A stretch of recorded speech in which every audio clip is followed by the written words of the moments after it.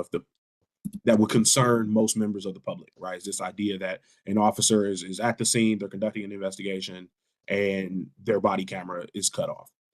So I do want to very quickly go over uh, General Police Order 4.06.04, which governs the wearable camera system.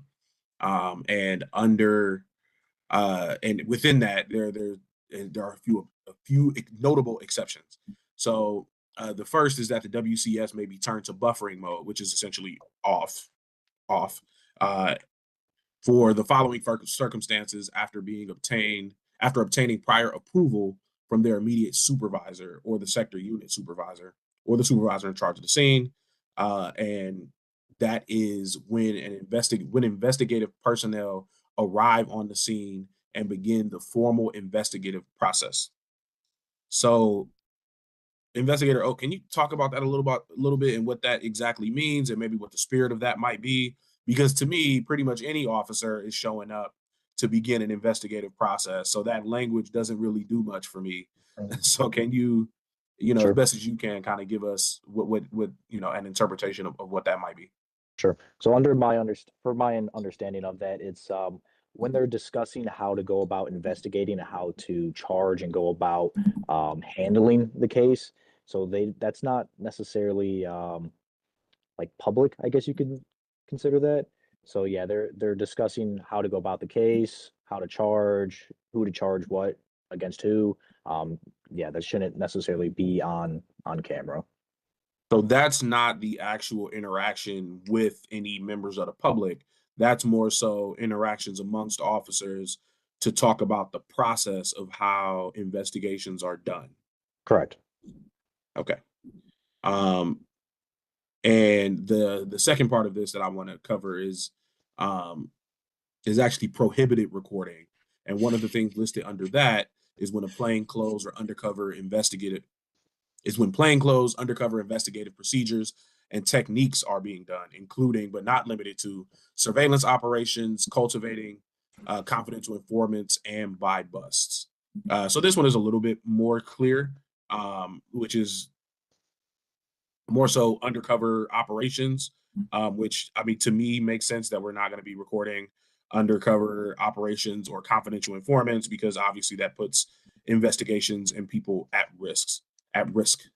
And so bringing it to this particular case, um, before the body cameras are turned off, we do hear officers beginning to talk about how they're going to move forward on something and how they're going to investigate, in which case they discuss turning the body cameras off on camera and then they turned them off. And then later, there's an investigation into speaking with one of the witnesses who I think can be interpreted as an informant at that point. And so that's at least my view of it. So I did want to go over that because it was something that immediately stood out to me is, oh, there are officers turning off their body cameras. I can imagine that if people see this or read about it or hear about it, they're going to have questions. So I did want to provide that kind of context and at least what my interpretation of it would be. But I would love if anybody else has any thoughts, questions, comments, concerns about that that they want to speak on. Feel free. Dave, I think you're off mute, so I don't know if you got something to say.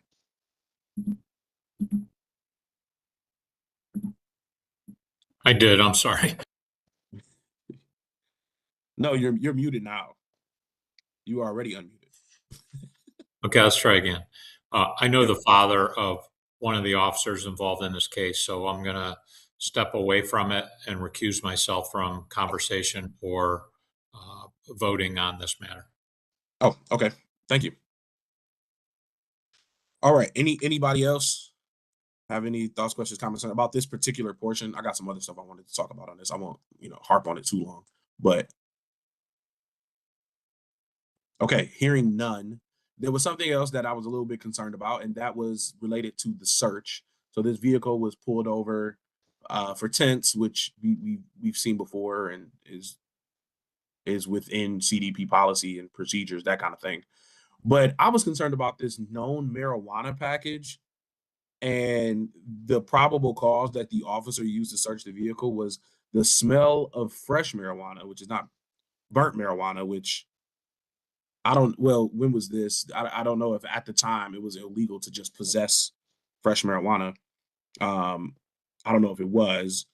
And then so this known marijuana package, Investigator Oak, can you describe for us what that was? Because the description that I saw was vague. It was a little vague in like the report, but on WCS, it's made clear from, I believe, Detective Singh when he approaches the vehicle, um, a a package that is, I'm not sure if you guys are familiar with this, but there is a thing that marijuana carts are typically in, that was hanging out of the complainant's hoodie pocket when the officer looked into the vehicle, when he shined his light in. And when he asked if there was any drugs or anything, they all said no, but clearly the detective can see it in his pocket, like his hoodie pocket. So So is yeah. this and I know I'm getting into the nitty-gritty here, and I promise I won't take a bunch of time. Are we talking like a soft plastic packaging or like hard plastic packaging? I Like would you're talking about like a canister? no, Because like if you go to like dispensaries, they'll sell marijuana in like these little cylindrical mhm. containers that have like screw on tops. Is it that, or is it more of the It's like bag where a there's one opaque side and one transparent side? I know I'm getting specific, yo. yeah, you're They spot sell on these with at the dispensaries, description. bro. Yeah, it's more of like a metallic plastic, um, Okay. like soft plastic, baggy type of thing. Yeah, I think it's that feels a little shaky and a little dangerous to me to say that this is a known marijuana package, as though other things cannot be packaged in packaging. I don't know that. I mean, if I'm being honest, that doesn't necessarily change my evaluation here, but I will admit it's a little concerning, and I know that generally people have felt concerned about the whole idea of I smell marijuana and that being probable cause, and then this was just something that I was like, oh, this is something new that also seems a little shaky. Remember, Sharp? Yeah, Investigator O, just drilling down and not to belabor the point. To the chair's point, was it a sandwich bag, or to the chair's point, was it the packaging that it's clear on one side and has writing or something on the other? That would be to me considered known packaging, but a clear sandwich bag, if you just seen the tip of it, I don't know how that's known packaging. It, So it which was one not was a it? sandwich bag. No, it was the other one. So he said metallic, so that Yeah. So tells me that's the probably one with more the of the former that you were talking about, which is, Yeah. I mean, admittedly, it is more likely to be that kind of packaging. yeah. Okay. Okay. Um,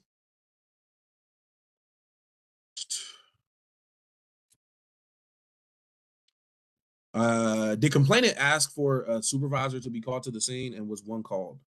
Because that was Um, another part of the complaint. yes, Lieutenant Frank Weima arrived. He was the supervisor. Remember Saganovich? I saw you had a hand up. Yeah, I just wanted to make one comment on the marijuana thing. I think from what he saw that asked if they had any drugs, the fact that they said they didn't have any, and he was pretty sure they did by what he saw. I think that really is what raised the suspicion and allowed them to do what they did. Yep. Well, and to be clear, officers they don't need probable cause to ask you to step out of the vehicle. They And don't. so technically, even if we did think that the probable cause was suspect, the officer still had the ability and to ask him to step out.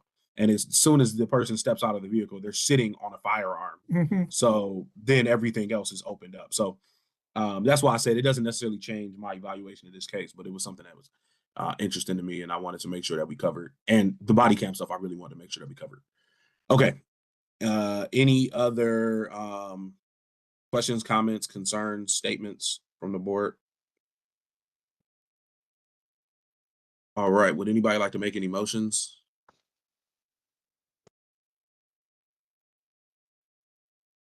Okay. Hearing none. I am going to make some motions. In OPS case number 2023-0271, for officers or Yeah, for Detective Vasile Nan, badge number 2310. Detective Singh, badge number 1381, and now Lieutenant Frank Woyma, badge number 9157, for regarding allegation A for an improper procedure, improper arrest, allegedly in violation of Ohio Revised Code 2925.03, 2925.11, 2923.12, and 2923.16. I move for a finding of exonerated, as the preponderance of the evidence, including interviews, WCS footage, and written reports, supports that the allegation that the alleged conduct did occur, in that the officers did ask the complainants out of the vehicle and ultimately did arrest them for firearms. However, the conduct was carried out in alignment with the standards outlined in the aforementioned revised code sections, as well as applicable GPOs and manual rules, particularly because officers were lawful in their, I guess I'll get to that later, actually. So, yeah, so I'll say, they were, lawful in their arrest. So this is a motion for exonerated. Second. Seconded by Member Sharp. All those in favor say aye. Aye. Aye. Aye. Any opposed? Any abstentions? Abstain for reasons stated previously. We have one abstention from Member Gatton for previously mentioned reasons. That motion carries. All right. Same case, 2023-0271. Same officers, Detective Nan, badge number 2310, Detective Singh, badge number 1381, and Lieutenant Woyma, badge number 9157. This is regarding allegation B of improper procedure for an improper search, allegedly in violation of GPO 2.02.02. I move for a finding of exonerated, as the preponderance of the evidence, including interviews, WCS footage, and written reports, supports the finding that the alleged conduct did occur, in that there was a search that was conducted of the vehicle, but that conduct was carried out in alignment with the standards outlined in GPO 2.02.02, as well as other manual rules and CDP policies and procedures. Again, it's a motion for exonerated. Second. Seconded by Member Sharp. All those in favor say aye. Aye. Aye. Any opposed? Any abstentions? Abstain, same rationale. One abstention from Member Gatton. That motion carries. All right, same case, 2023-0271. For the same officers, Detective Nan, badge number 2310, Detective Singh, badge number 1381, and Lieutenant Woyma, badge number 9157. This is for allegation C for an improper citation for a window tint, allegedly in violation of Revised Code 4513.241 and 437.28. I move for a finding of exonerated, as the preponderance of the evidence, including interviews, WCS footage, and written reports, supports the finding that the alleged conduct did occur, in that the officers did stop the vehicle for a tint, and actually did not perform a tint test with a measuring, I don't even know what those are called, with a tint measure. However, the officers did attempt to shine a light through the window, couldn't get light through the window, couldn't see through the window.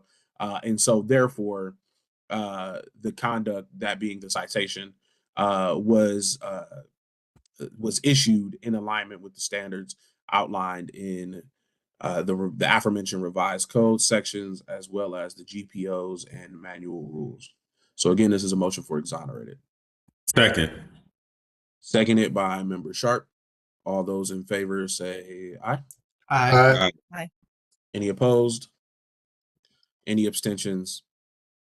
That motion Abstain, carries. same rationale.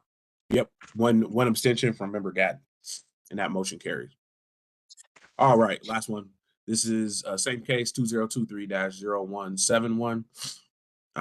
Same officers, Detective 9, badge number 2310, Detective Singh, badge number 1381, and Lieutenant Woima, badge number 9157.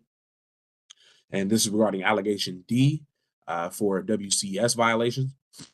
An alleged violation of GPO 4.06.04. I'll move for a finding of exonerated as the preponderance of the evidence, including interviews, WCS footage, and written reports, supports that the alleged finding did occur and that the officers did turn off their body cameras in the middle of this investigation while on scene. However, the conduct was carried out in alignment with the standards outlined in the GPO, particularly in those exceptions to when body cameras have to be on, one being when the process of the investigation is being discussed, and the other when potential confidential witnesses are being interviewed. And so, again, my motion is for exonerated. Second. Seconded by Member Sharp. All those in favor say aye. Aye. Aye. Any opposed? Any abstentions? Abstain, same rationales mentioned before. All right, one abstention from Member Gatton, and that motion carries. All right, and that's it for that case. So we can move on to the next one. Okay, next we have case number 3 on the agenda. That's OPS 2024-0042. The complainant is Albert Rodriguez, and it will be presented by Investigator Oak. All right, this is OPS case 2024-0042. Subject officers are Detective Dylan Demis, badge 1701, and Sergeant Andrew Thomas, badge 9329. Allegations of lack of service, insufficient service, and unprofessional behavior. So the Office of Professional Standards received a complaint from Mr. Albert Rodriguez on March 1st, 2024.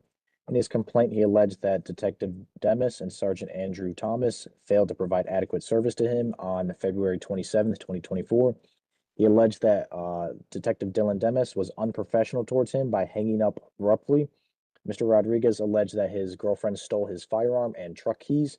He went to the 2nd District to report this, where he waited until he could have a theft report created. Detective Demis was assigned the case and was able to locate the property after speaking with multiple parties and advised Mr. Rodriguez that his belongings were still located within his home. OPS found through their investigation that Detective Demis did provide sufficient service to Mr. Rodriguez by locating the missing property and referring him to the city prosecutor for a possible misdemeanor crime. Sergeant Andrew Thomas informed Mr. Rodriguez that it would be some time before a report could be made for him at the 2nd District. Sergeant Thomas had Patrol Officer Wesley Reyes complete a theft report for Mr. Rodriguez while he was at the 2nd District. There is insufficient evidence to determine if Detective Demis and Mr. Rodriguez's phone call ended abruptly due to it not being recorded. Mr. Rodriguez stated that other than the call ending, all other interactions were great between him and the detective. So OPS recommends a finding for exonerated for allegation A, as well as allegation C, lack of service, insufficient service against Detective Dylan Demis, badge 1701, and Sergeant Andrew Thomas, badge 9329, as the preponderance of the evidence gathered throughout the investigation supports the finding that the alleged conduct did occur, but the officer's actions were consistent with CDP Manual of Rules 4.03, 4.08, 4.11, and Detective Responsibilities number 8. And then OPS also recommends a finding of insufficient evidence for allegation B, unprofessional behavior against Detective Dylan Demis, badge 1701, as the preponderance of evidence gathered throughout the investigation fails to establish whether the alleged conduct did or did not occur. With that, I'll take any questions. All right, thank you very much for that presentation. Does anyone have any questions, comments, concerns, or statements for the investigator?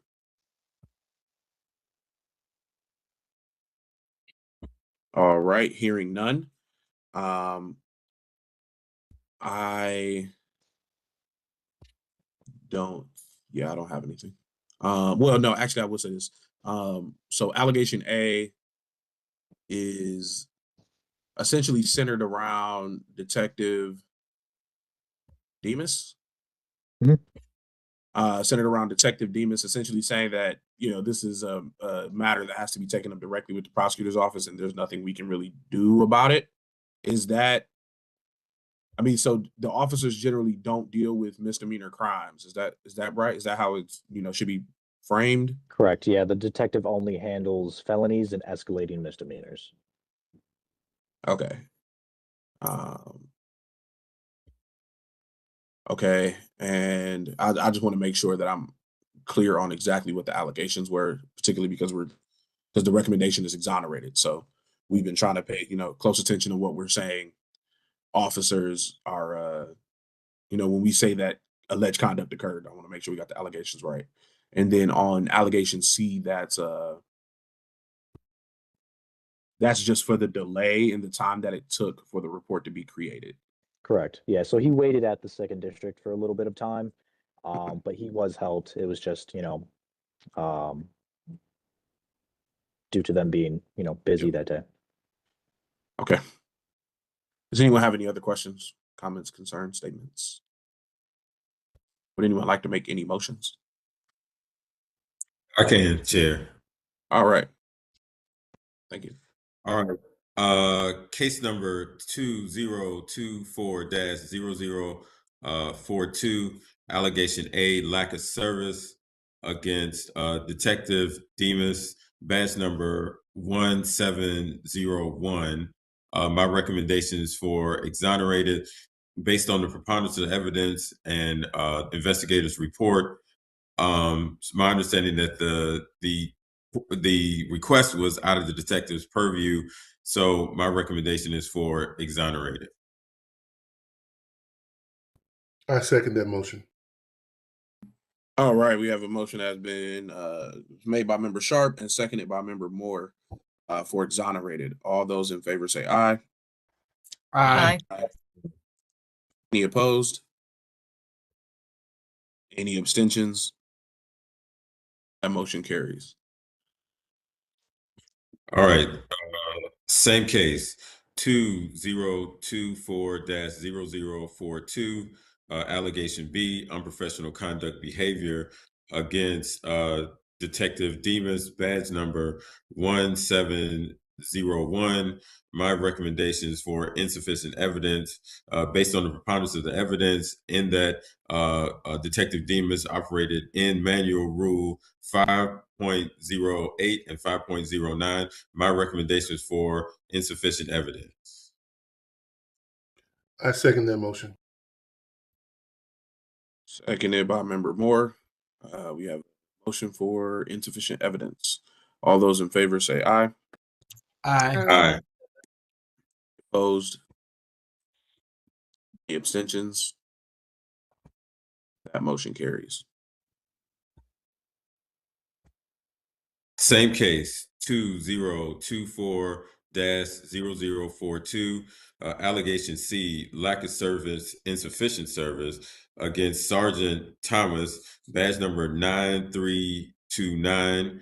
My recommendation is for exonerated based on the preponderance of evidence, and given that Sergeant Thomas was in accordance with Manual Rule 4.03, 4.08, and 4.01. My recommendation is for exonerated. Can I get a I second? second that motion. Seconded by Member Moore.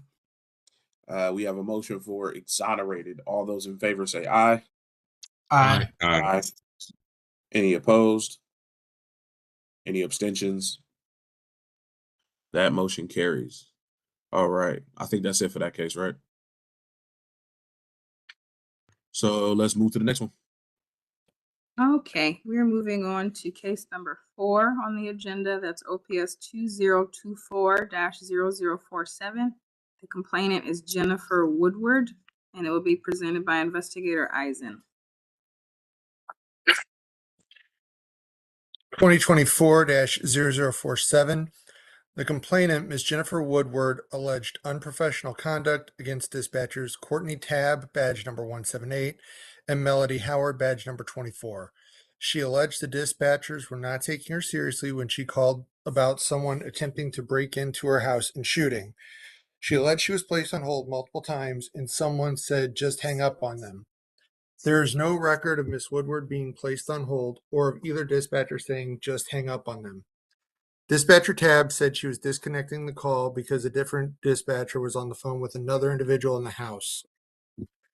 Based on the preponderance of the evidence, OPS recommends a finding of unfounded for the allegation of unprofessional conduct against both dispatcher Courtney Tab, badge number 178, and dispatcher Melody Howard, badge number 24. The complaint was compliant, with CDP Manual Rule 5.01. I will take your questions. All right. Thank you, Investigator Eisen. Does anyone have any questions, comments, concerns, statements for our investigator?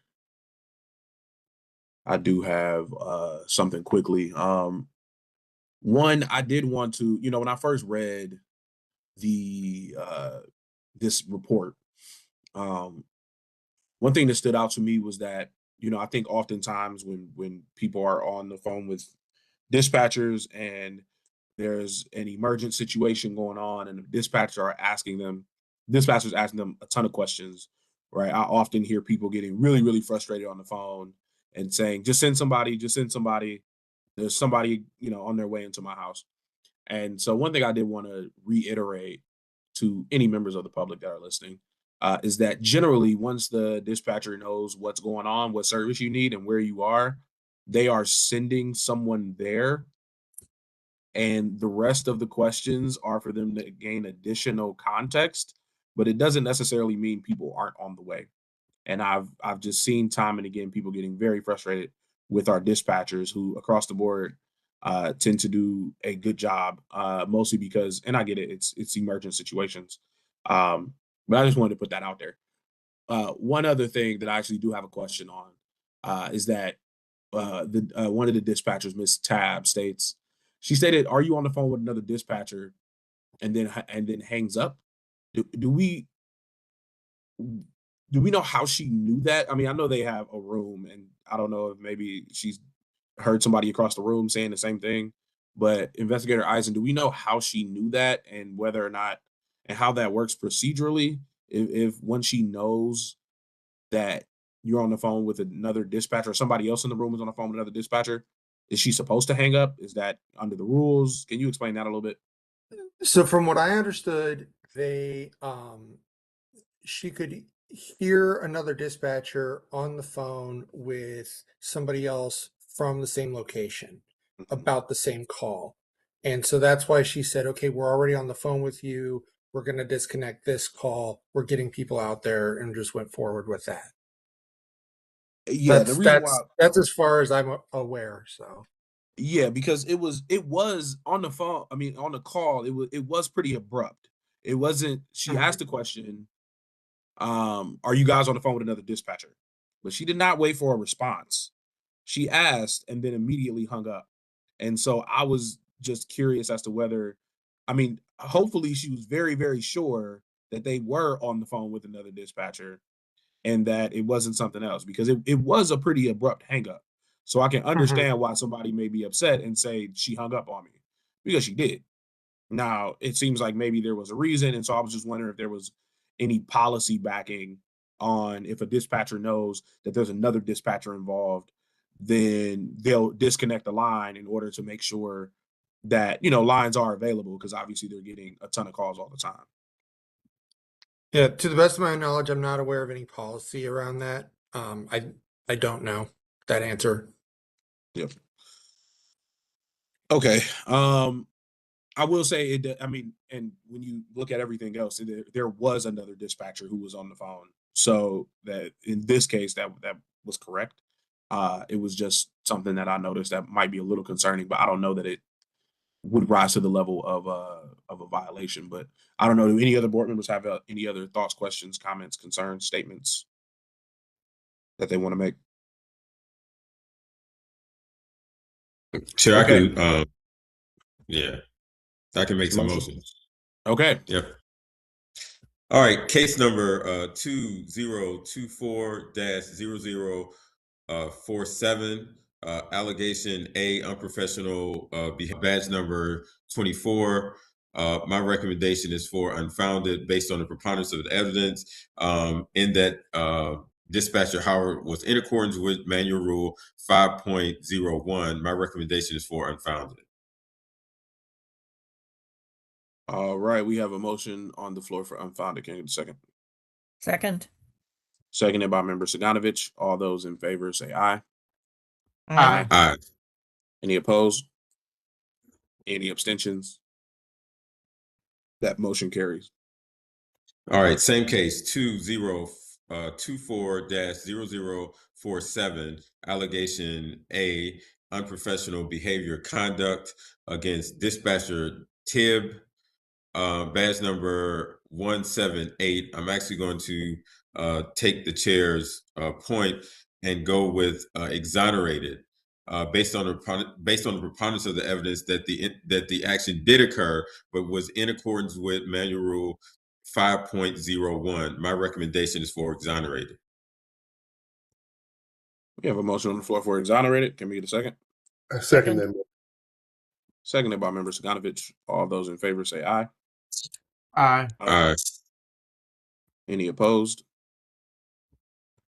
Any abstentions? That motion carries. All right. Move on to the next case.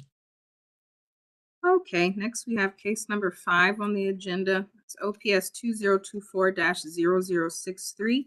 The complainant is Matthew Bozek, and it will be presented by Investigator Eisen. 2024-0063. The complainant, Matthew Bozek, filed 3 complaints with OPS. Case 2024-0057 was filed on March 14th, 2024, anonymously with no identifying information. Case 2024-0063 was filed March 26, 2024. Case 2024-0250 was filed on October 11th, 2024. All 3 cases were merged and consolidated under case number 2024-0063. Mr. Bozek alleged a lack of service, failure to investigate, and improper arrest against Detective Brittany Bankston, badge number 2558, and Sergeant Robert Goins, badge number 9215. Mr. Bozek has had a history of civil complaints against his neighbor and has admitted to being, to use his words, mental health. Mr. Bozek was arrested in 2024 after being indicted for menacing by stalking, Cuyahoga County case CR 24690-415 was dismissed without prejudice for further investigation. To date, the case has not been refiled. Mr. Bozek was held on a probation violation holder for Cuyahoga County case CR 22-676552 due to being capious for failing to report to probation. For allegation A, he was also held for 3 months on that probation violation. For allegation A, failure to investigate against Sergeant Robert Goins, badge number 9215, OPS recommends a finding of unfounded as the preponderance of the evidence supports a finding Sergeant Goins did act in a supervisory capacity based on CDP Manual Rule 1.06. For allegation B, lack of service, improper arrest against Sergeant Robert Goins, 9215, OPS recommends a finding of unfounded because Mr. Bozek was arrested on a warrant for a probation violation. For allegation C, lack of service, failure to investigate against Detective Brittany Bankston, badge number 2558, OPS recommends a finding of sustained as the preponderance of the evidence, to include Detective Bankston's admission she did not speak with Mr. Bozek, supports a finding that Detective Bankston did not follow CDP Detective Unit Manual Rule 5. For allegation D, improper arrest against Detective Brittany Bankston, 2558, OPS recommends a finding of unfounded as the preponderance of the evidence supports a finding that Detective Bankston did not violate CDP Manual Rule 4.17, as she was not the individual who arrested Mr. Bozek on the warrant for his probation violation. And with that, I will take your questions. All right. Thank you for that presentation, Investigator Eisen. I do have a question, and it's my questions are going to be specifically about allegation C, which is for the failure to investigate with the sustained recommendation. So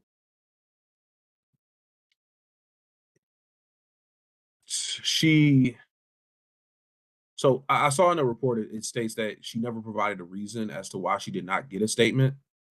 Did you ever ask her that, like why she didn't do it? Because I listened to um the interview that you did, and it wasn't in there. Did you guys ever have communication where you directly asked her why she didn't get a statement from him? Not her, but at some point when I spoke with Lieutenant Foley, he had said that Mr. Bozek had caused so many problems via telephone, he ordered everyone to direct Mr. Bozek's calls to him. So Mr. Bozek was only dealing with Lieutenant Foley at like very early on.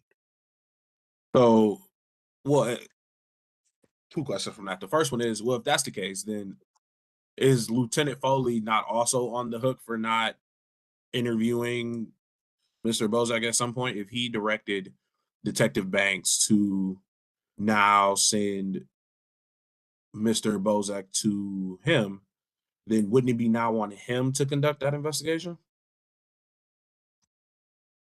That I'm not entirely sure about. The way the way Lieutenant Foley explained it, it came across to me as he was only doing this via telephone when Mr. Bozek was calling the district, not going out in the field and doing investigations. Okay, so I also jumped the gun a little bit because another thing is though Detective Bankston. It seems like one of the first calls that she had with Mr. Bozak, she was telling him that she was done with her investigation, even though she hadn't actually interviewed him yet. Am I getting that right? That's what it sounded like to me as well. Yeah. And it seems like that's what made him upset. I don't know. It doesn't, there's no recording of specifically of these calls specifically that I've seen. Hopefully I didn't miss it. But No, I didn't have any recordings of these calls specifically. okay. They didn't have them. And the reason why I'm saying that because it's noted that he became upset during and subsequently after that first phone call with Detective Bankston. And Correct. it seems as though that may have been triggered by, the results of her investigation, or in part that she didn't actually get a statement from him. And based on her own detective notes, she got a statement from the victim, and got a statement from, and I think reviewed court records to see if there was a restraining order or whatever. So I don't remember if I had a question to go along with that. I just want to make sure that the way that I was interpreting this as I was going through it aligns with what we had. And it seems like the first time she spoke with him, she said, "Yeah, my investigation's complete. I have everything I need." Mhm. Then she submits it all. He gets the complainant gets I believe indicted, and then from there he starts to make a bunch of phone calls to the department, in which case then Lieutenant Foley says forward all his calls to me. Correct. This was after he okay. received the indictment in the mail. Okay.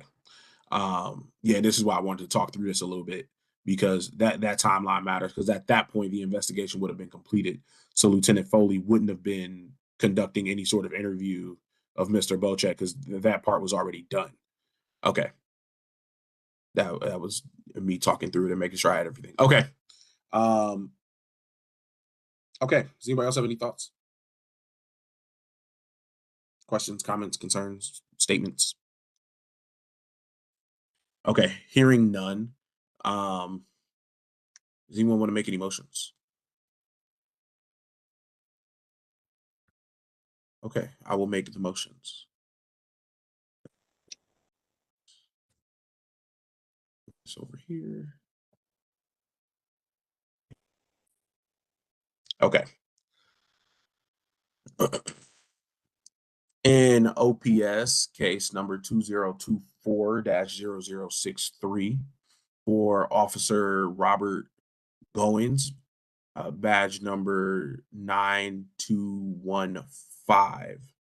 And this will be for allegations A and B for allegation A of failure to investigate, and allegation B, improper arrest. I move for a finding of unfounded for both, as the preponderance of the evidence, including WCS footage, interviews, and written reports, established that the alleged conduct did not occur, in that this officer was in a supervisory role and therefore did not have the obligation to investigate in that way, and that the arrest that was made was for a probation violation. And so with that, I make a motion for unfounded for allegations A and B against Robert Goings. Second. That motion has been seconded by Member Sharp. All those in favor say aye. Aye. Aye. Any opposed? Any abstentions?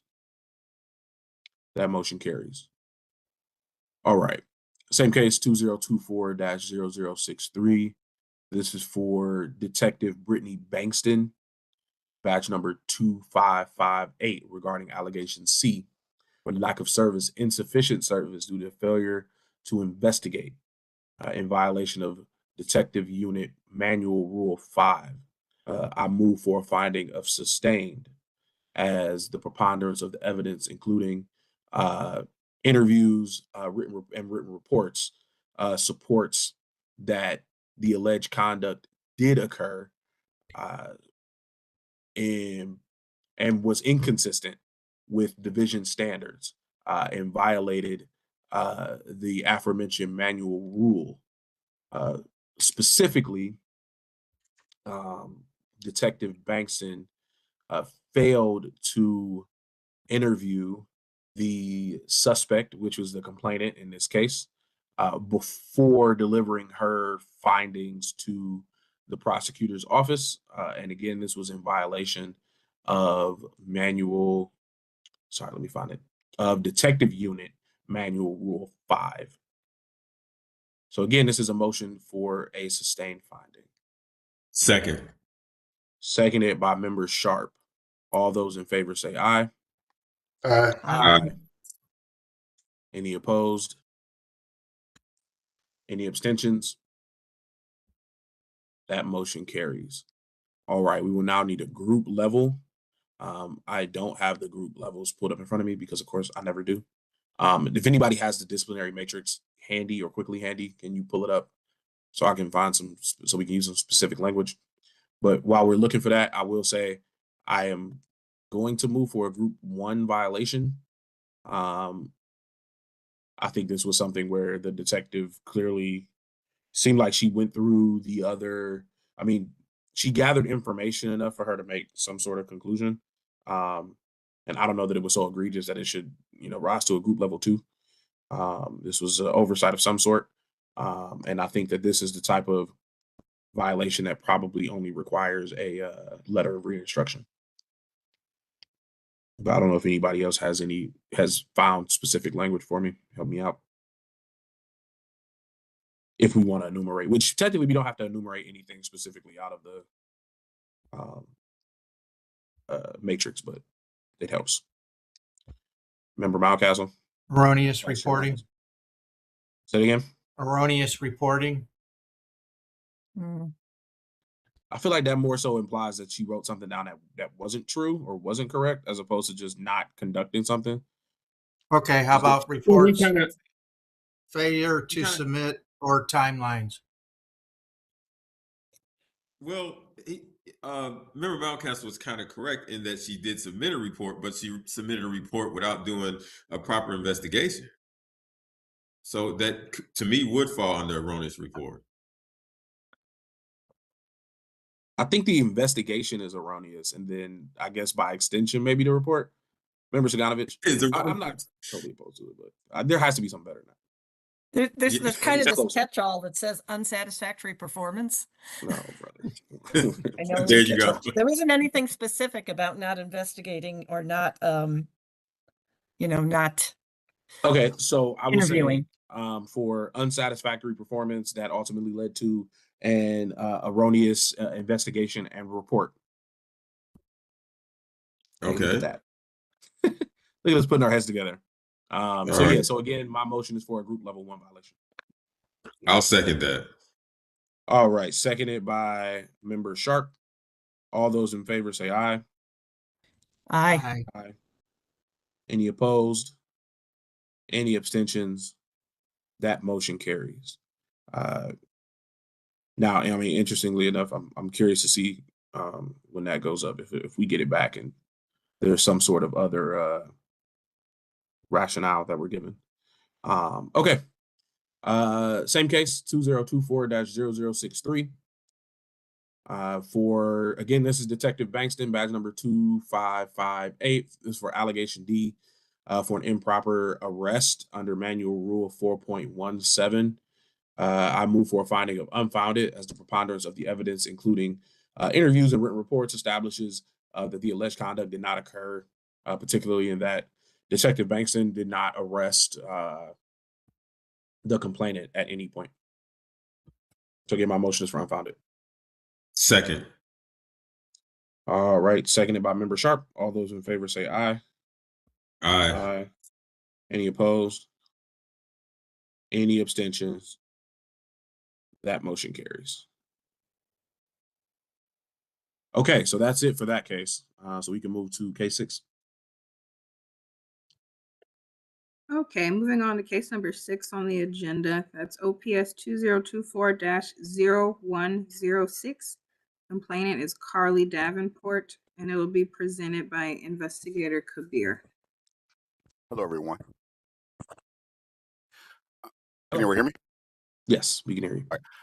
Yes. Investigator Kabir, this is OPS case 2024-0106. The complainant is Carly Davenport. The subject officer is P.O. D'Angelo Rembert, badge number 1574. The allegations were unprofessional behavior and biased policing. On 4/27/2024, Ms. Davenport requested Cleveland Division of Police assistance for an alleged assault on her daughter by a female associate of her ex-husband. Ms. Davenport stated P.O. Rembert was unprofessional when saying she was just trying to get her child's father in trouble. Additionally, Ms. Davenport stated P.O. Rembert was showing favoritism towards her ex-husband. Our key findings. OPS conducted an interview with P.O. Rembert, and P.O. Rembert stated in his interview that this was his first encounter with Ms. Davenport or her ex-husband, and there was no evidence that her ex-husband harmed or witnessed her daughter being assaulted. P.O. Rembert stated he referred Ms. Davenport to Akron Police Department where the alleged assault occurred. P.O. Rembert further stated his comments about Ms. Davenport trying to throw her husband under the bus could have been stated differently due to Ms. Davenport wanting her ex-husband arrested for something there was no evidence to support. P.O. Rembert stated, and then additionally, during the 90-minute interaction, P.O. Rembert, by his own admission, stated he did become irritated by the situation with Ms. Davenport. The conversation did become personal when Ms. Davenport said P.O. Rembert was a scorned baby daddy. P.O. Rembert responded that he was not a scorned baby father and, in fact, had custody of his children. Additionally, P.O. Rembert did provide information to Ms. Davenport about how to get the report solved and any future issues with her and her ex-husband.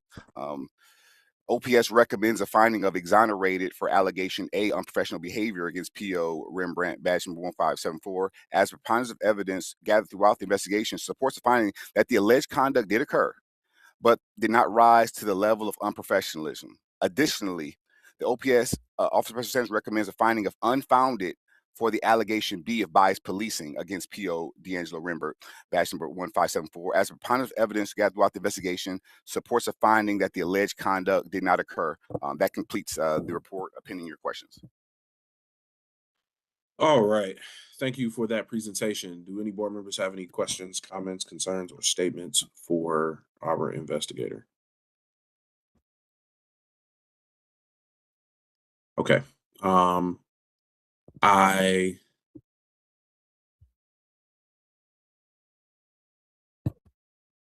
can make some motions, Chair, unless you have some no, questions. I don't have anything. I thought I did, but I was just reading back through something. Just about the because I know one of the recommendations was exonerated. I want to make sure we have for all these exonerators, I'm kind of queuing in on making sure we have exactly what what am I trying to say? The allegation that occurred, conduct that occurred was. So I just wanted to make sure I was clear on that. But yeah, okay, go ahead. All right, case number 2024-0106. Allegation A, unprofessional conduct behavior against P.O. Rembert, badge number 1574. My recommendation is for exonerated. Based on the preponderance of the evidence, given that the action did occur, but the officer, P.O. Rembert, was in accordance with Manual Rule 5.01, 5.08, and 5.09. My recommendation is for exonerated. I second that motion. All right, seconded by Member Moore. All those, we have a motion for exonerated. All those in favor say aye. Aye. Aye. Aye. Any opposed? Any abstentions? That motion carries. All right, same case, 2024-0106. Allegation B, bias policing against P.O. Rembert, badge number 1574. My recommendation is for unfounded based on the preponderance of the evidence, given that there was no evidence produced that P.O. Rembert knew anybody in the situation prior to, and P.O. Rembert was in accordance with Manual Rule 3.12 and GPO 1.07.08. My recommendation is for unfounded. I second that motion. All right, seconded by Member Moore. All those in favor say aye. Aye. Aye. Aye. Any opposed? Any abstentions? That motion carries. All right, we're good on that case, so we can move to the next one. Okay, next we have case number 7 on the agenda, OPS 2024-0114. Complainant is Maxton Stallworth, and it will be presented by Investigator Kabir. Everyone, this is OPS case 2024-0114. Complainant Maxton Stallworth. Subject officer is P.O. Matthew Ratty, badge number 2138, and the allegation is improper arrest. Mr. Stallworth stated that on 5/11/2024, he was involved in a domestic altercation with his ex-wife. He said he was cooking and Miss Sowers tried to pour spider killer into his food. Mr. Stallworth said he knocked the poison away from Mrs. Sowers, who rubbed the residue into her eyes and then contacted the police. He stated the police arrested him for domestic violence, but Miss Sowers was not arrested for trying to poison his food. Our key findings. On 5/11/2024, P.O. Ratty and P.O. Russo were dispatched to a domestic violence in progress. When P.O. Ratty arrived on scene, he made contact with both parties. Mr. Stallworth was contacted first because he was already outside. During the preliminary investigation, Mr. Stallworth and Mrs. Sowers had conflicting accounts about what transpired. P.O. Ratty contacted the road boss, explained the situation, and requested guidance. P.O. Ratty, after conferring with the road boss, determined Mr. Stallworth was the primary aggressor.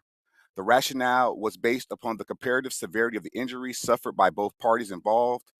Mr. Stallworth has previously previously pleaded guilty and been convicted of 3 offenses of domestic violence, and Mr. Stallworth having a previous records. P.O. Ratty told Mr. Stallworth that the domestic conflict would be settled in court. Additionally, Mr. Stallworth was upset Mrs. Sowers was not arrested, and the prosecutor declined to indict Mrs. Sowers. P.O. Ratty's actions were in accordance with GPO 5.05 domestic violence and protection orders. And based on the investigation of the citizen's complaint, the Office of Professional Standards recommends allegation A, improper arrest against P.O. Matthew Ratty, badge number 238, be exonerated, as the preponderance of the evidence to include WCS footage supports the finding that the alleged conduct did occur, but the actions of P.O. Ratty were in accordance with GPO 5.505 domestic violence and protection orders. that states that members shall make every effort to identify and arrest a primary physical aggressor by considering all the factors, including domestic violence history and any other things that were provided during the investigation. That concludes the investigation. Pending any questions. All right, thank you for that investigation, for that report. Does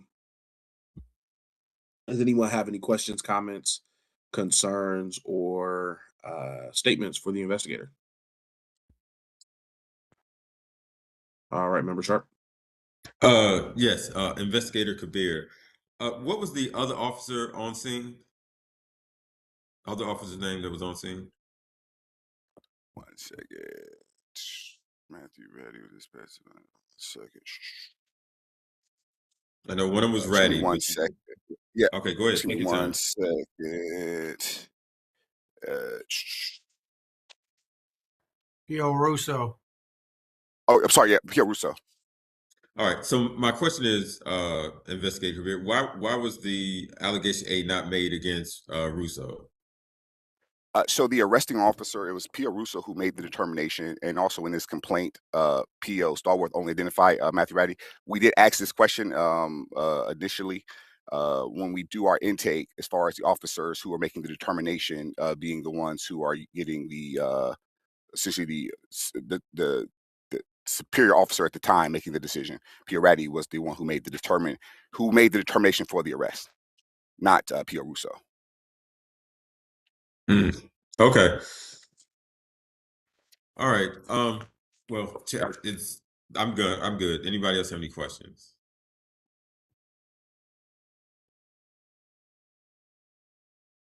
If All not, right, hearing none. Would anyone like to make any motions? I can. Thank you. All right. Case number 2024-0114. Allegation A, improper procedure arrest against Pio Ratty, badge number 2318. My recommendation is for exonerated based on the preponderance of evidence, in that the action did occur, but Pio Ratty was in accordance with GPO 5.05.01. My recommendation is for exonerated. I second that motion. All right, seconded by Member Moore. Although this is for exonerated, all those in favor say aye. Aye. Aye. Any opposed? Any abstentions? That motion carries. All right, so move on to the next one. Okay, so unfortunately, an issue was found by Member Saganovich for OPS 2024-0128. So we had to pull that case. We're going to take a look at that. There's some additional WCS that needs to be reviewed. So we're going to move ahead to case number 9. That is OPS 2024-0278. The complainant is Robert Bennett, and that will be presented by Investigator Lampkin.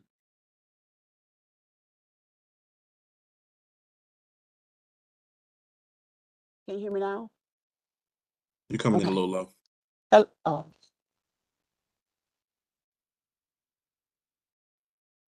Is this better?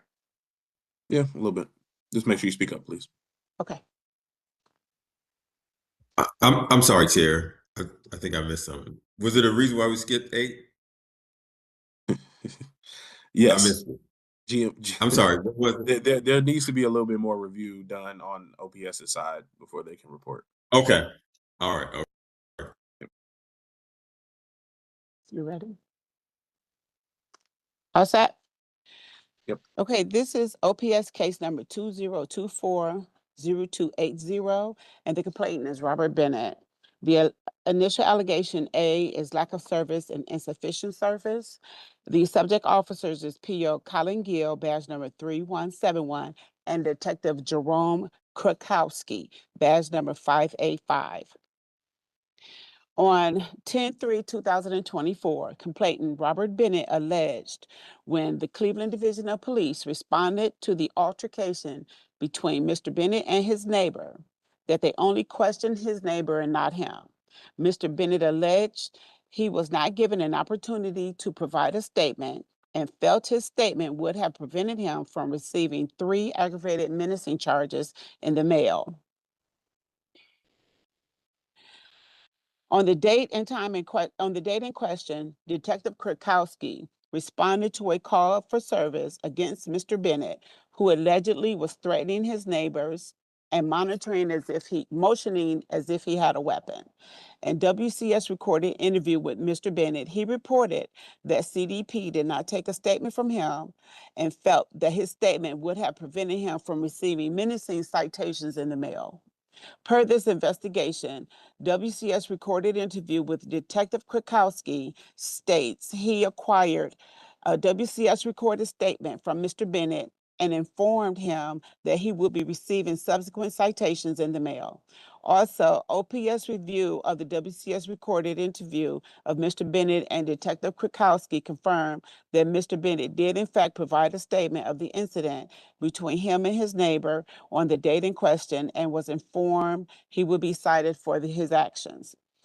Our findings, OPS findings recommends a finding of unfounded for allegation A, lack of service, insufficient service against Detective Jerome Krakowski, badge number 585, and Patrol Officer Colin Gill, badge number 171, as the preponderance of collected evidence support a finding that the alleged conduct did not occur. Bless you. Any questions? All right. Thank you, Investigator Lampkin. Does anyone have any questions for our investigator? All right, Member Saganovich.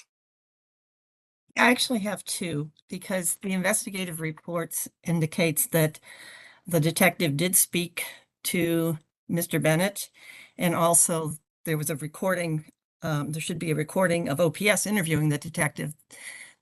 I didn't see either one of those videos in our video folder. I couldn't find them anywhere. They're acknowledged a couple places. There is a summary of the interview with the detective, but the actual interview, I don't know if anybody else saw them. I didn't. So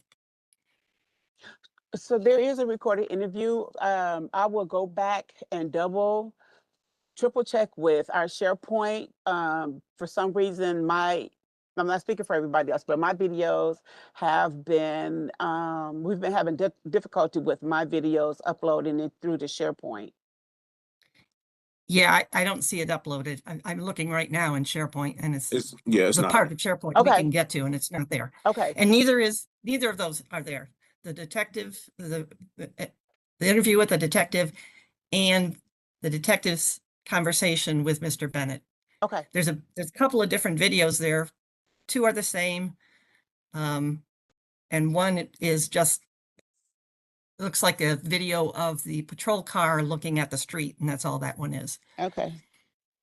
So I don't know. I don't feel ready to really discuss this case. Yeah, I was gonna say, so with that, and so since there are some other things that need to be uploaded for us to review for this case, I'm gonna move that we table this case until we can review the missing evidence. Okay. And then we can revisit it then. So we have a Second. motion to seconded by Member Sharp. All those in favor say aye. Aye. Any opposed? Any abstentions? All right, that motion carries. So we're going to postpone the case. So at that point, we'll return with any additional questions and things like that we have. But yeah, so we can move on to our final case. Okay. Okay, we're moving on to case number 10. That is OPS 2024-0280. The complainant is Devin Harris, and that will be presented by Investigator Lampkin. Okay, thank you. OPS case 2024-0278, complainant Devin Harris. The initial allegation is improper procedure. The subject officers are Patrol Officer Rashawn Searles Fowler, badge number 2157, who is no longer a CDP employee, and Patrol Officer James T. Brooks, badge number 1014. On 11/7/2024, Mr. Harris states he was allegedly detained by Patrol Officer Brooks and Patrol Officer Cyrus Fowler at his home and was not informed why he was being held. During the investigation, WCS footage shows that CDP and PO Cyrus Fowler, badge number 2157, responding to Mr. Harris's residence due to a missing person dispatch call of a female who was last seen with Mr. Harris. As Patrol Officer Fowler 2157 approached the inside front entrance of Mr. Harris's building, Mr. Harris is seen talking into the intercom with his back toward the front entrance. As Mr. Harris turns around and raises his hand, it was discovered that a blade was tucked underneath his thumb, which PO Cyrus Fowler, badge number 2157, then ordered Mr. Harris to be placed in handcuffs. Backup officers P.O. Brooks, badge number 1014, and Patrol Officer Howe, badge number 1199, secured Mr. Harris in handcuffs while informing him he was being detained, which was due to a missing person call who was reported last seen with him. Mr. Harris continued to be informed that he was being detained while CDP searched for the missing person, and that he will remain detained until inside the zone vehicle. Soon after the missing person was located and in good health, Mr. Harris was released without charges. Findings: as a preponderance of collective evidence for allegation A, improper procedure, OPS recommends a finding of exonerated against P.O. James T. Brooks, badge number 1014. As the preponderance of collective evidence supports a finding that the alleged conduct occurred, but the officers' actions were consistent with law, Cleveland Division of Police General Police Orders, training, and procedures. Are there any questions? All right. Thank you for that report. Do we have any questions, comments, concerns, or statements from the board to our investigator?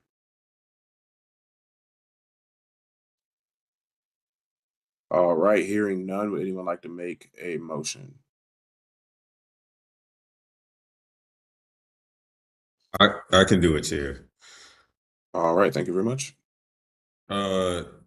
Case number 2024-0280, allegation A, improper procedure stop against P.O. Brooks, badge number 1014.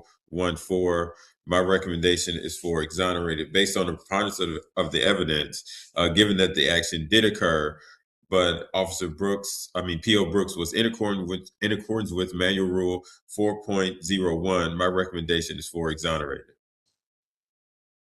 All right, we have a motion seconded by Member Moore. We have a motion before for exonerated that has been seconded. All those in favor say aye. Aye. Aye. Any opposed? Any abstentions? That motion carries.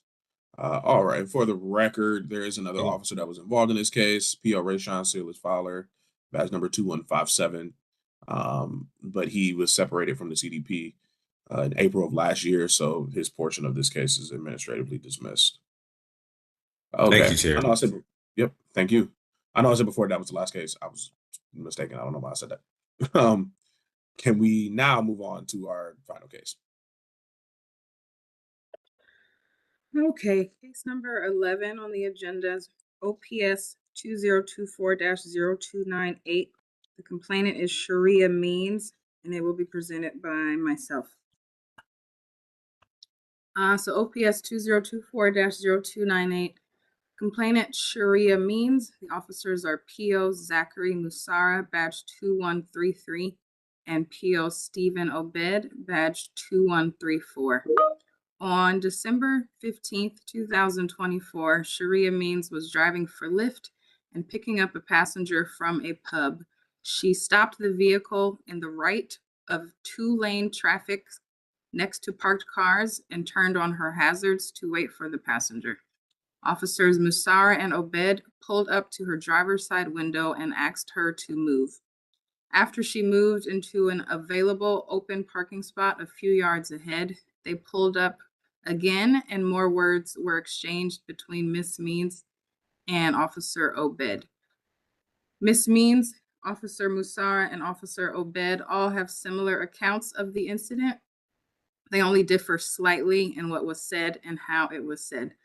Although Miss Means was stopped with her hazard lights on and still in her vehicle, she was double parked per the definition outlined in City of Cleveland Ordinance 451.33, a violation of which would constitute a minor misdemeanor and therefore a citable offense.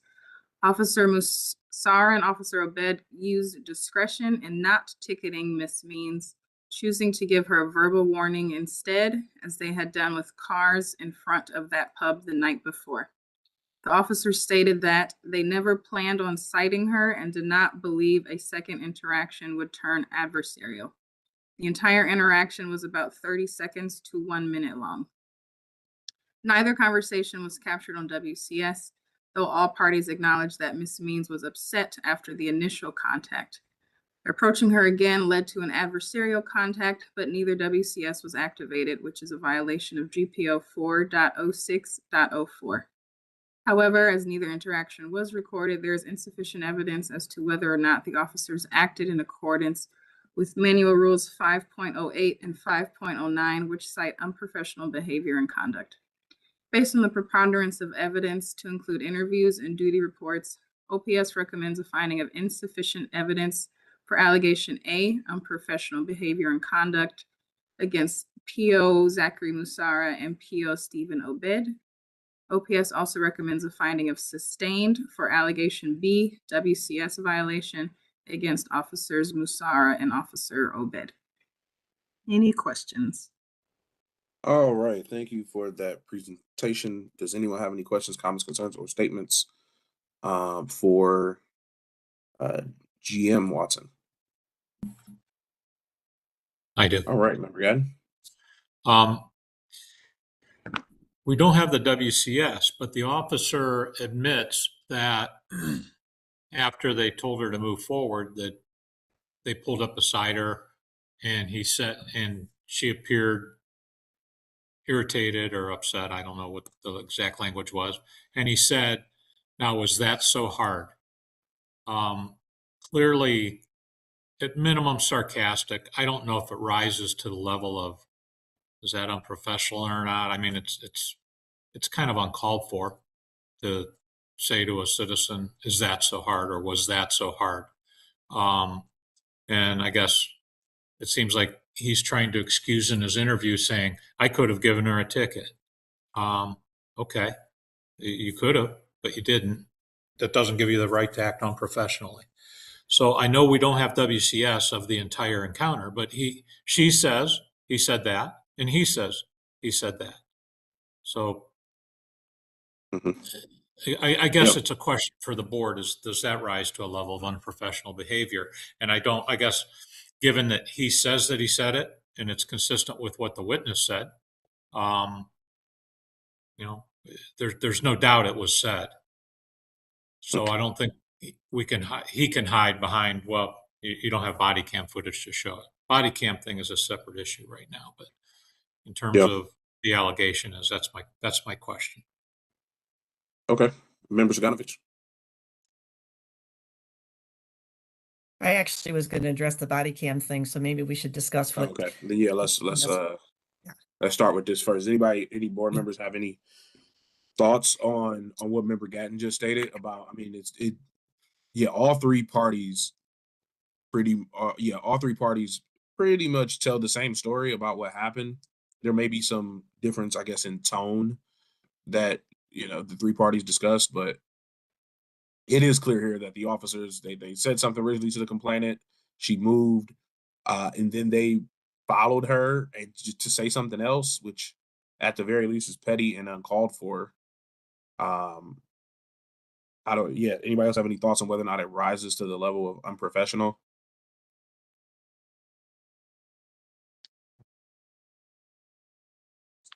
Nope.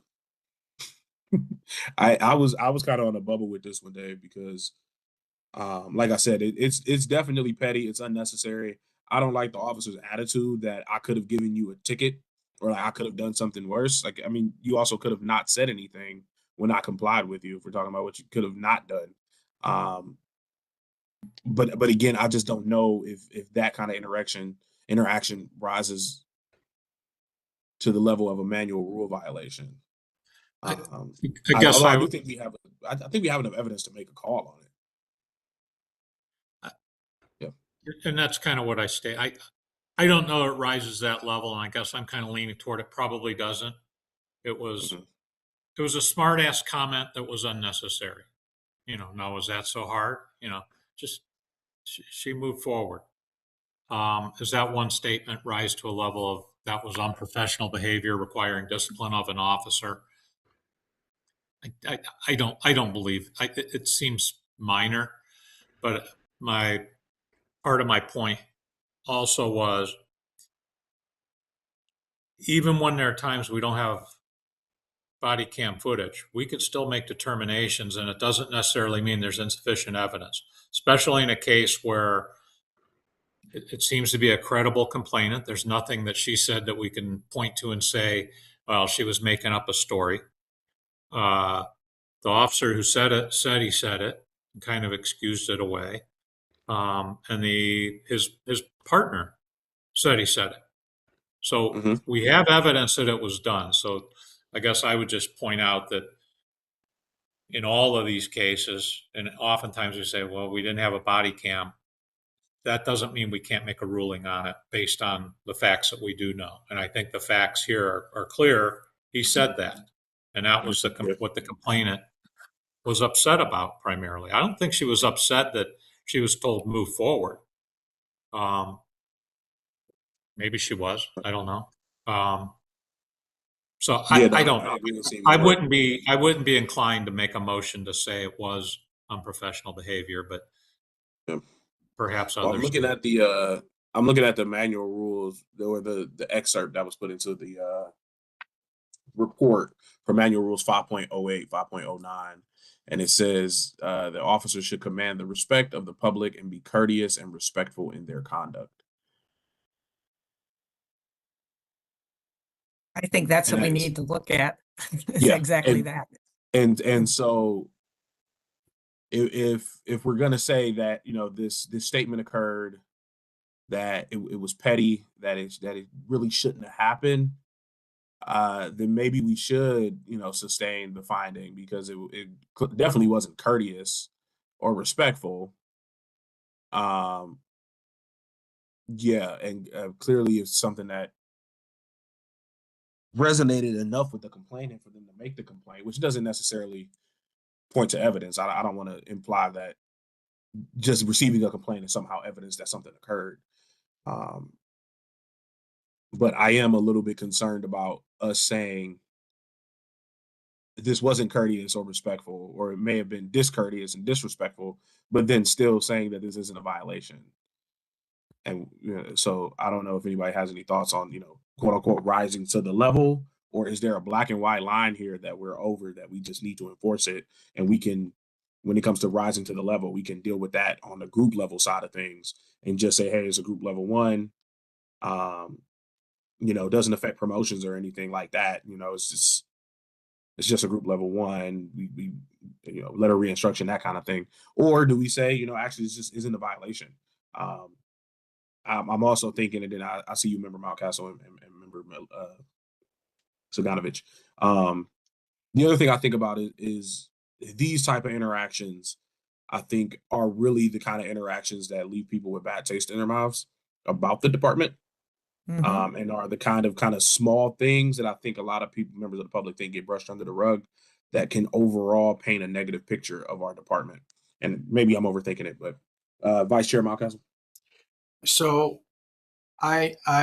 since the police officer collaborated what the claimant said, I think we can't ignore it. And I agree with maybe a letter saying letter of what'd you call it? Reinstruction be appropriate. Member Saganovich. Yeah, I guess one of my questions is, and this is probably to GM Watson. It's my understanding that it was one of the officers that said this, so if we were going to sustain it, we would sustain it against that officer. I'm not sure we would sustain it against the other officer. I mean, am I correct? It was one officer. It was Obed that said it, right? Yes. Because he was in the passenger seat. Yep. Okay, just wanted that clarification. Mm-hmm. And Any- I would agree that I don't think we can ignore it. I think it is some of it, you know, it reflects the esteem of the police department. You know, and when we're ready to talk about the WCS one, I've got a comment on that too. Okay. Any other thoughts specifically on the unprofessional conduct of Member Sharp? Yeah, I just feel like I gotta say this. I just don't think that comment rises. I'm not saying that it didn't occur. I just don't think it rises to an offense. That's it. That's all I have. Okay. Member Gadden? Okay, I'll give my last weigh in on this, and I guess it's from listening to the conversations here. In my time on the board, the number of times that you see a police officer be disrespectful toward a complainant, toward a citizen, and us ending up and sustaining the complaint, I think is got a very high correlation. Okay, so for example, an officer walks up and says to a person they've pulled over for speeding, "Good evening, my name is Officer so-and-so, badge number whatever. I clocked you at 45 and a 35 or whatever." Okay. That usually doesn't lead to a bad interaction. I mean, it's just something that I've kind of seen. When the officer walks up and says, "What are you in a big hurry? You know, why are you going so fast?" That changes everything. And I think I kind of go to what you said, Mr. Brown.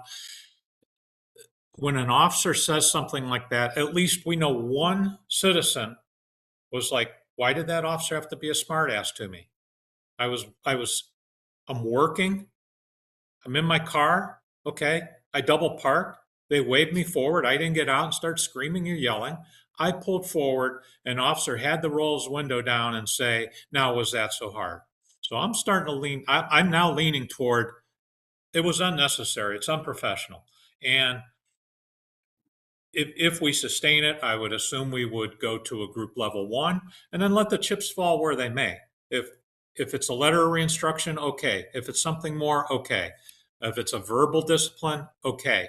But I think that type of comment that officers make to citizens does diminish in the eye of the public, you know, how people view the police. And I don't think we just can't let it slide and say, he made a smart ass comment. It's unnecessary. If a person were working in a business, if you had a cashier working in your business and she said to a customer, "Now, was that so hard?" Something would be done. You wouldn't say, "You made one little smart ass comment to a customer." You wouldn't allow that behavior to take place in your own business. At least I would. Member Miller?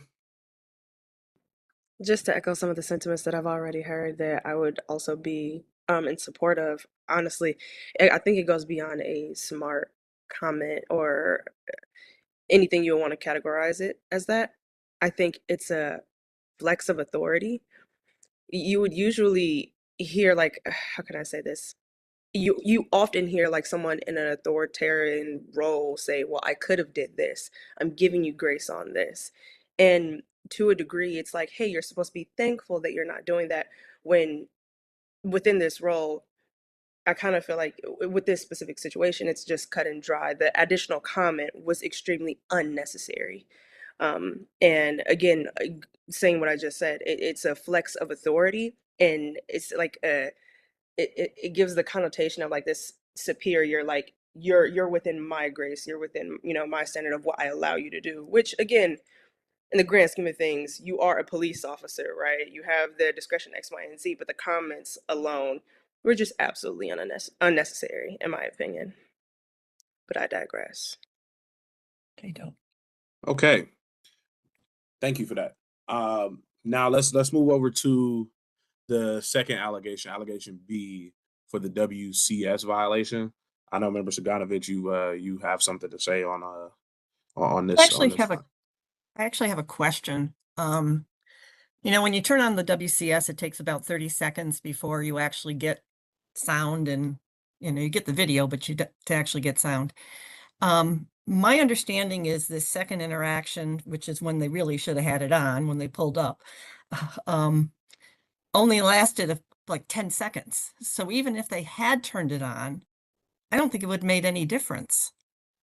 So two So things. is that excuse them from not turning it on? I don't know. Right. So my first thing was going to be, it doesn't necessarily excuse them from not turning it on. But two, I will say, I think the way that it actually works is that it's constantly back recording 30 seconds. So that 30 seconds of silence is the 30 seconds before you hit the button. And so technically, whenever you hit the button, you will immediately record the sound from then on. So if, let's say, the officers are pulling up to the vehicle for the second time, they hit the button, you will hear the next 10 seconds. Okay. You won't Okay. hear the 30 seconds before they hit the button. Is that correct for any investigators or GM Watson? Is that a correct description of how it works? That's my understanding of how it works. Because when you watch a WCS, the first thing you hear is them hitting the button. Mhm. So from That's the time true. you hit the button, you get sound. So it's back recording 30 seconds. So it would have picked this up. Okay. Thank you. Okay. And to your other point, I don't. Yeah, even if it wouldn't have recorded it, I don't think it would excuse them. I think the fact that this officer, you're going up there to say a snarky comment, you know that could lead to some contention because you're the one who's causing the contention.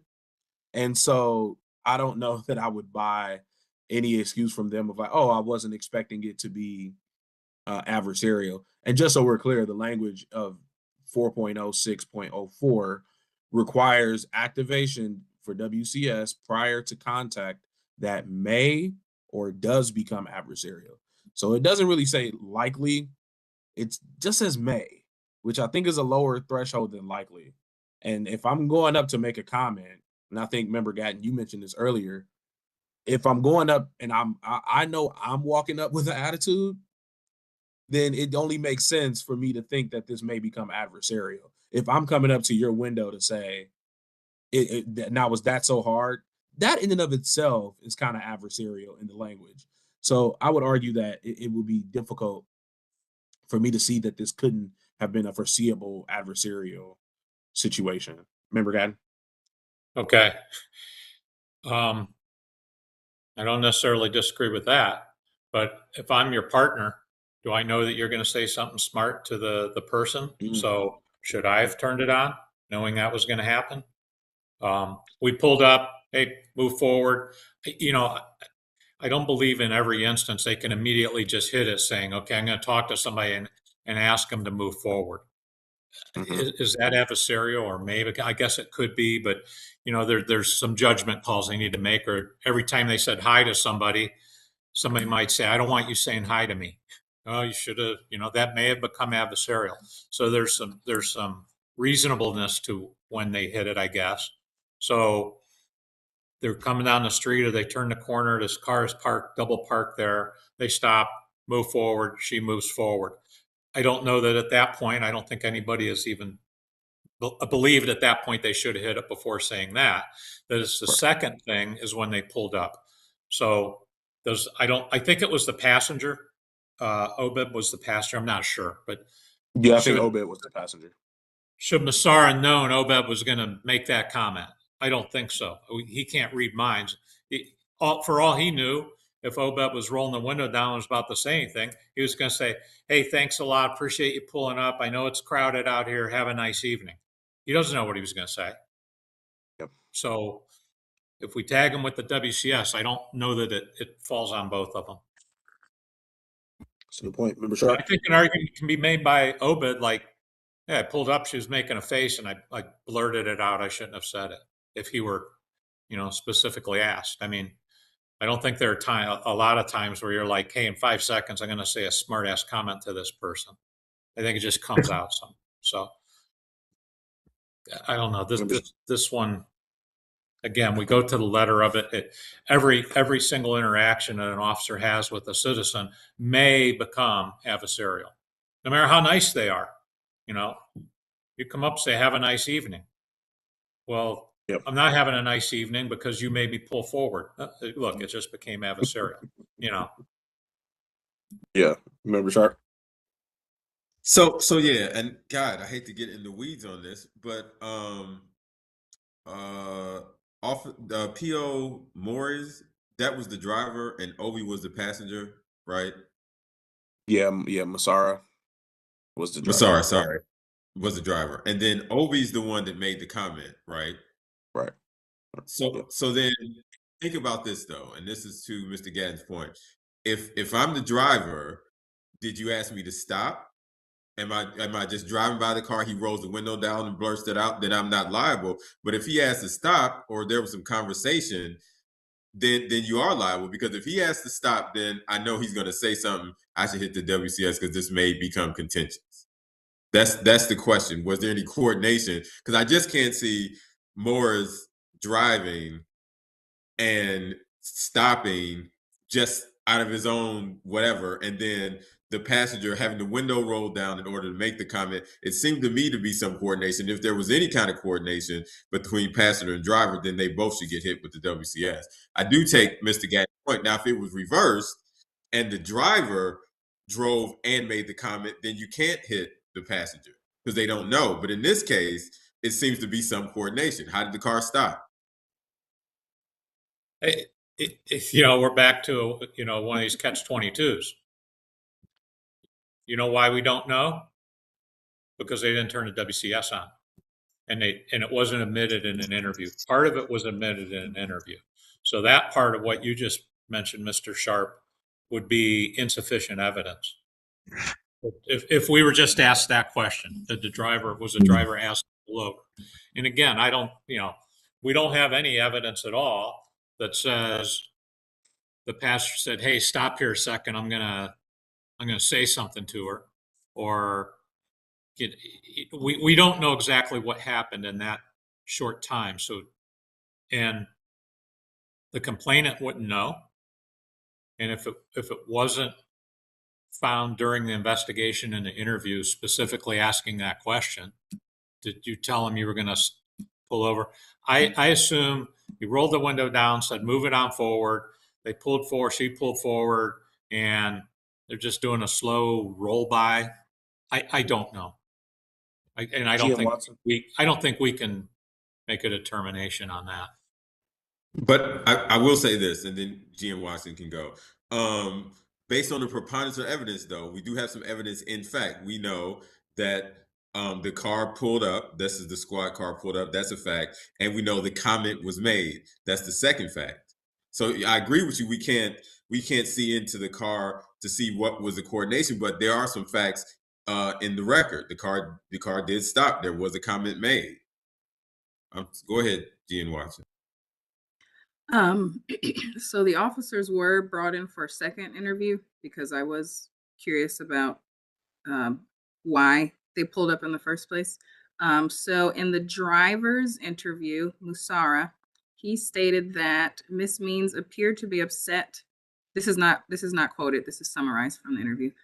Miss Means appeared to be upset after the first interactions, so the officers pulled up again in an attempt to smooth things over with her. Officer Musara figured she was upset when she rolled the window up while they were still speaking to her. So Officer Musara never planned on citing her and did not believe a second interaction would turn adversarial. This is why he chose not to turn on his WCS, as this did not appear to be an interaction serious enough for a WCS recording or a CAD assignment. I think that's what did Obed say? I'm sorry? What did Obed say? Obed said Miss Means was upset and did not seem to believe that she was doing anything wrong, but she was impeding the flow of traffic. He figured they would try to talk to her again. Even though she seemed upset, he did not believe a second interaction would turn adversarial, so he did not activate his WCS. They did not have any discussion prior to their decision to pull up and talk to her again. He felt that it was better to explain to her what she was doing wrong, and she appeared to calm down after this. Okay, so the definition of adversarial is involving or characterized by conflict or opposition. Just quickly look that up. But what kind of stands out to me about that is that they both acknowledged that she was upset and that they decided to engage with her while she was upset. But yet neither of them thought that the interaction would be adversarial. And I just don't understand how you can approach someone who is upset with you and think that it's not going to be a potentially adversarial interaction. I don't want us to belabor this too much. We've been on this case for like 20 something minutes. But I also don't necessarily want to cut people off. I just want to let people be aware of the time. Remember, Sharp? Yeah, I was just going to say, you're going to approach them, and then in your mindset, you're going to explain to this person that you know or you perceive is already angered, you're going to explain to them what they did wrong, and you don't have any inkling that that could turn adversarial. I don't buy that. Sorry. Well, and also let's not forget their explanation was that they were pulling up to smooth things out, but in actuality, we know that they pulled up to say that wasn't so hard, was it? Which, if we combine these two stories that they've told us, that means that they realized that she was upset with them, and their response to that was to pull up and tell her that wasn't so hard, was it? Which to me just exacerbates kind of everything we've talked about, where because they're kind of admitting that they knew when they pulled up to her the second time that she was already upset, and their response was to be snarky. Actually, that's kind of changing my point of view on allegation A as well. Okay, does anybody have any other pressing questions, comments, concerns, or statements? Okay, hearing none, would anyone like to make any motions? All right, I'll give it a shot. Okay, Member Saganovich. Which is bear with me.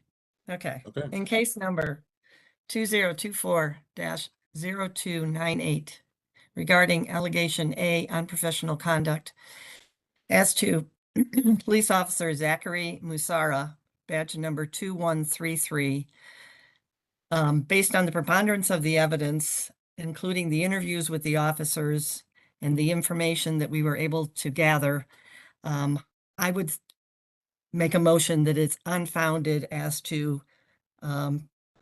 police officer Musara, badge number 2133. All right, we have a motion for unfounded as it relates to P.O. Musara, who was the driver of the vehicle. Allegation A, unprofessional behavior. Okay, we get a second. Second. Seconded by Member Gatton. All those in favor say aye. Aye. Aye. Any opposed? Any abstentions? That motion carries. Same case, 224-0298, as to police officer Stephen Obed, badge number 2134, regarding allegation A, unprofessional conduct behavior. I make a motion that this be sustained as the preponderance of the evidence, including the interviews with the officers, supports a finding that he was in violation of Manual Rule 5.08 because of making the comment, that wasn't so hard. All right, we have a motion on the floor. I will actually put forth a friendly amendment that we also include that the officers admitted that they knew that the claimant was upset or agitated at the time when they made the comment, or when Officer Obed made the comment. I accept that friendly amendment. All right, so we have a motion on the floor for a sustained finding under allegation A of unprofessional behavior. Can we get a second? Second. Seconded by Member Gatton. All those in favor say aye. Aye. Aye. Any opposed? Any abstentions? That motion carries. All right, we need a group level. I'd go group level 1, discourteous rudeness. All right, we have a motion on the floor for a group level 1 for discourteous and rude conduct. Second. Seconded by Member Gatton. All those in favor say aye. Aye. Aye. Any opposed? Any abstentions? That motion carries.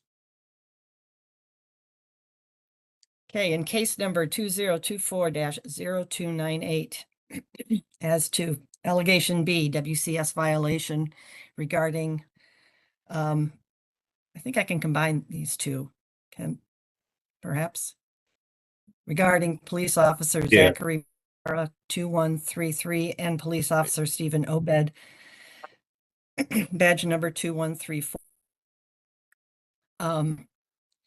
I make a motion that this be sustained as the preponderance of the evidence show, including their interviews and interviews with the complainant and with the officers, that it was clear that the officers knew that the complaint set, and therefore it would be reasonable to think that another interaction with the complainant may have turned adversarial, and therefore they were obligated to turn on their WCS according to GPO 4.06.04, and they did not do this. Therefore, I would have a motion for sustained. All right, we have a motion to sustain the WCS violations. Yep. Can I get a second? Seconded by Member Sharp. All those in favor say aye. Aye. Any opposed? Any abstentions? That motion carries. And we need a group level. I would go with group level, make a motion for group level 1, WCS violation. All right, we have a motion on the floor for a group level 1 for WCS violation. Can I have a second? Second. Seconded by Member Sharp. All those in favor say aye. Aye. Aye. Any opposed? Any abstentions? That motion carries. All right. We were very much ahead of schedule before that case. So that concludes all of our cases, our case presentations for the day. We do have a few other orders of business that we need to handle. The first is that we need to jump into a quick, I know I say this every time, but jump into a quick executive session. And so I'm going to move for executive session for personnel, employment, and discipline matters to be considered, and that we include Mike Hess, Dahlia Oprian, and GM Watson into that. Yes, into that executive session. Can I get a second? Second. Seconded by Member Saganovich. Roll call vote. Brandon Brown, yes. Ken Mountcastle. Yes. Diana Saganovich. Yes. David Gatton. Aye. Yes. Shanoa Miller. No, that works. See. That works. Edwin Moore. See what you started, Dave? Yes. Billy Sharp. Yes. Okay, let's move into executive session. That motion carries.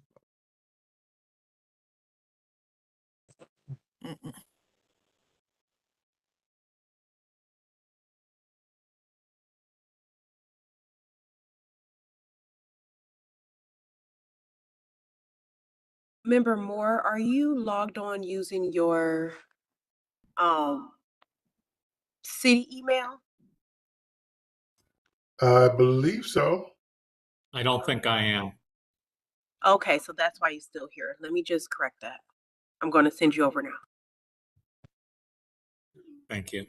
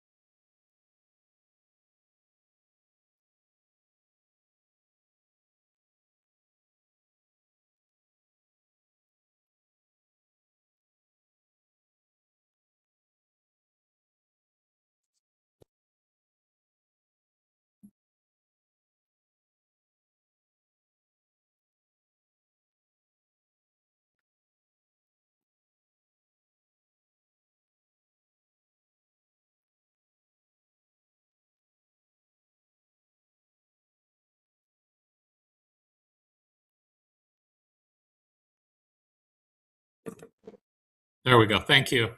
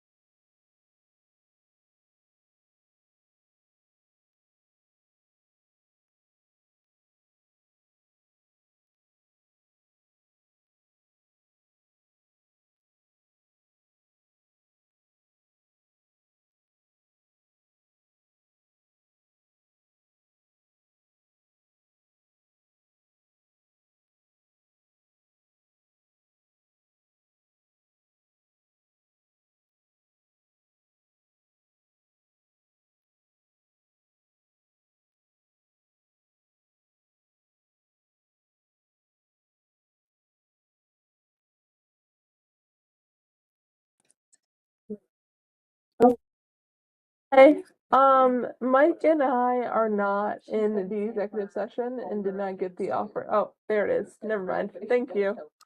Sorry about that. It was a little delayed.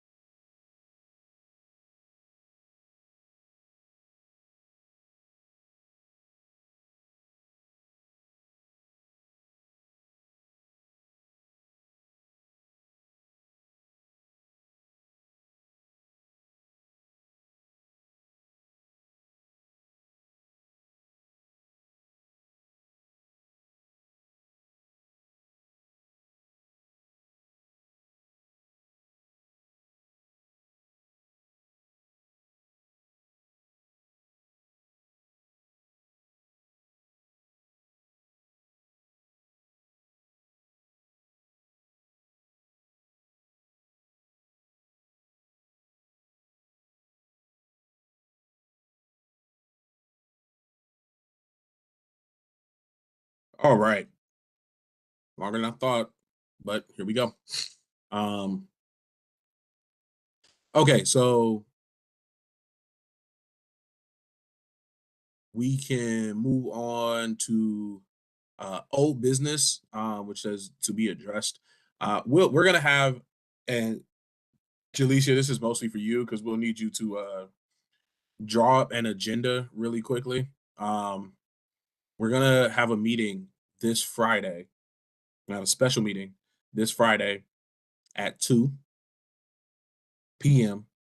Be virtual, and there's going to be one agenda item, and that agenda item will be a vote to appoint our interim administrator, the OPS interim administrator, and we can just leave the language at that, and we will make that appointment.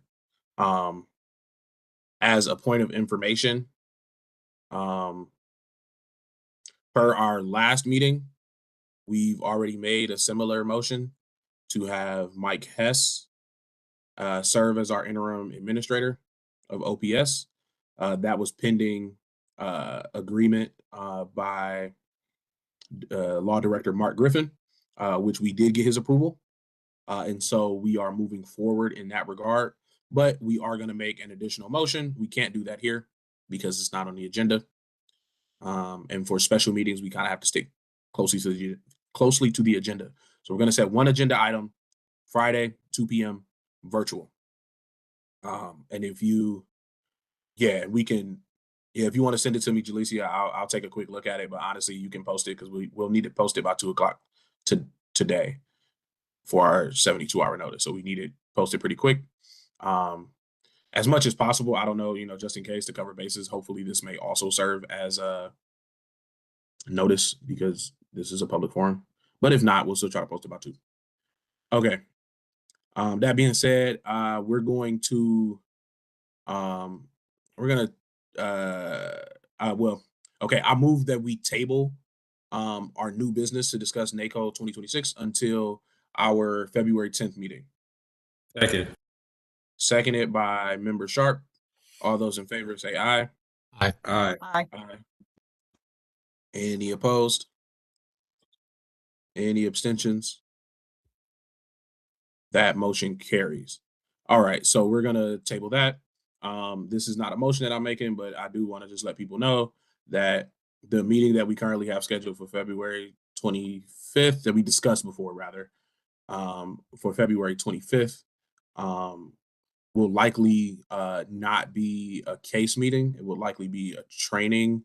We'll likely do some training on that day, so that actually won't be a public meeting because it's training. I don't really need a motion for that, nor can we make one because it's not on the agenda. But nonetheless, I still wanted to bring it up. We'll bring it up again at our actual meeting on February 10th. That meeting will still be virtual for that meeting, just so you guys know. And with that, I will entertain a motion to adjourn. Motion to adjourn. All I right. second that. Seconded by Member Moore. All those in favor say aye. Aye. Aye. Any opposed? Any abstentions? That motion carries. All right. Thanks, guys. I appreciate you.